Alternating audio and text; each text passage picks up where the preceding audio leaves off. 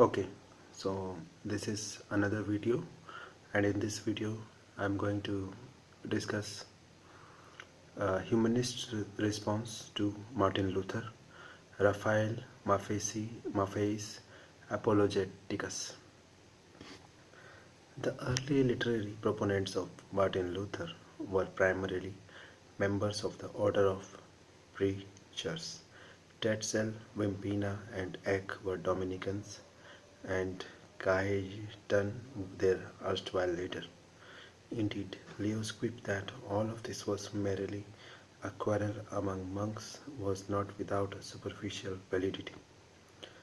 As the importance of Luther's criticism became more important, his opponents, more strident, and German bishops, more anxious. Rome realized the need to respond officially. The spokesman chosen was Leo's house theologian, the master of the sacred place, Sylvester Masjaloni da Praerio, known as Praerias, also a Dominican.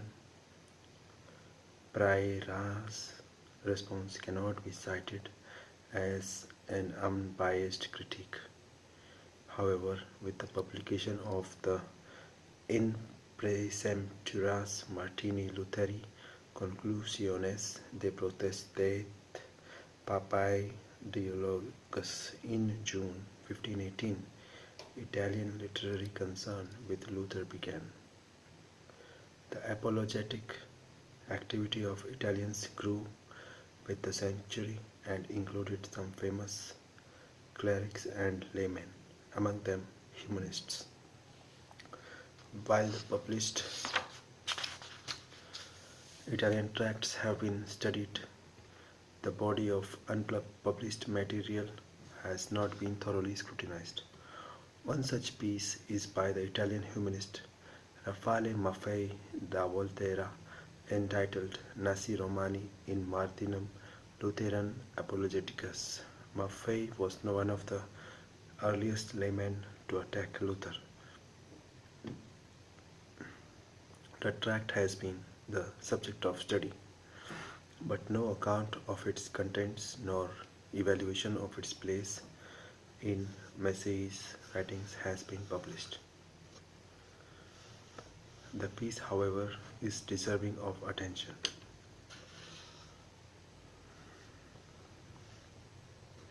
The treatise is neither new nor uncommon in argument, but it does bear a relationship to 15th century humanistic activity in general and can aid in delineating some humanists' attitudes toward Luther and the questions raised by the German reformer. Further, in the Apologeticus, themes which other Italian opponents to Luther employed throughout the 16th century are mirrored. Raphael Maffei, commonly called Il Volterrano, was born in February 1451 in Rome, where his family had an established position in the papal curia. Educated in Rome and Volterra, the ancestral home, Maffei entered curial service. Sometime before 1490, he married Tita di Bartolomeo Minucci, also of Volterra. In 1480, he travelled with the Cardinal of Aragon on a diplomatic mission to Hungary. Apart from this short detour, he divided his time between Rome and Volterra. Maffei had numerous friends among the Italian humanists, including Angelo Poliziano, Michel Marollo, Agitius of Viterbo, Paolo Cortesi, and Adriano Castellesi da Corneto. His friends had a generally high regard for his scholarly talents. Maffei retired to Volterra in 1507 and took up a semi-monastic religious retreat. He continued his studies in philosophy and classical authors until his death on January 22, 1522. Raphael received a humanistic education supplemented with some exposure to scholastic philosophy and theology. He was especially devoted to Greek writers, ancient and patristic, and translated parts of Homer, Aristotle, Xenophon, Procopius, Basil the Great, and John Chrysostom. His most ambitious work, the Commentori Urbani, attempted to give form to his massive reading. The commentary is an encyclopedia of classical and post-classical knowledge on such subjects as history, biography, geography, medicine, astronomy, philology, and philosophy, especially Aristotelian. In it, the author made reference to his own experiences and his evaluations of humanists and other contemporary figures. Related to the commentary in encyclopedic scope is his De Institutione Christiana, 1518. It is a theological textbook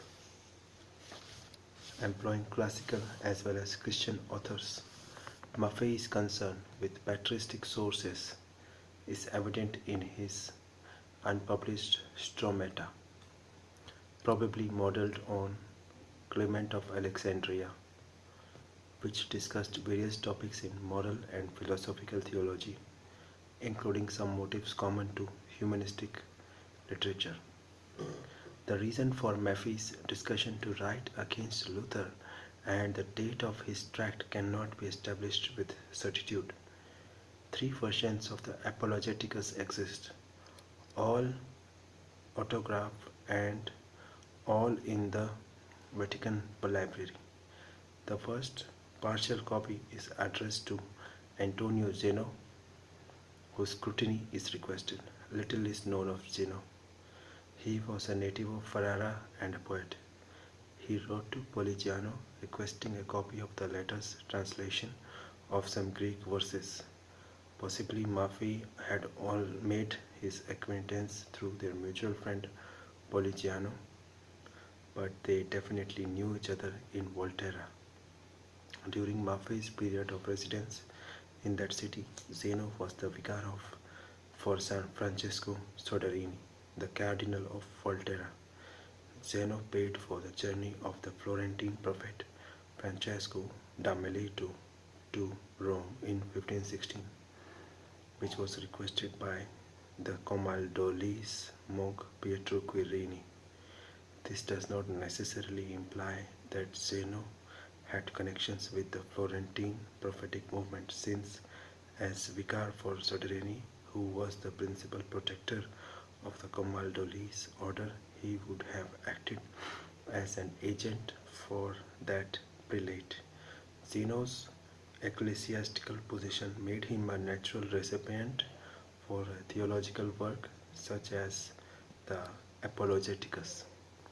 Maffei had kept in close contact with the affairs in Rome during his residence in Volterra, as his short history of the pontificates of Julius II and Leo X shows. The logical source for his information was his brother Mario, a canon of St. Peter's and subsequently Bishop of Aquino. As a curial ecclesiastic, Mario would have known those officials involved in the proceedings against Luther. Jacopo Sadoleto, a confidant of Leo X, was his close friend. Further, Leo's cousin, Cardinal Giulio de' Medici, the future Clement VII, had by 1519 become deeply involved in the Luther case. Giulio and Mario were intimate friends, and the Cardinal has a high regard for Mario's artistic taste. He gave Mario the responsibility of directing the completion of his palace on Monte Mario, today the Palazzo Madama, after the death of the artist Raphael.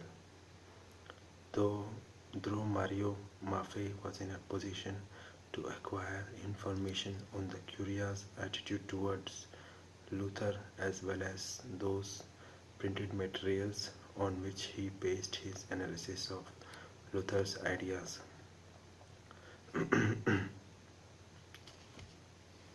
So we will discuss more in the next video. Thank you so much.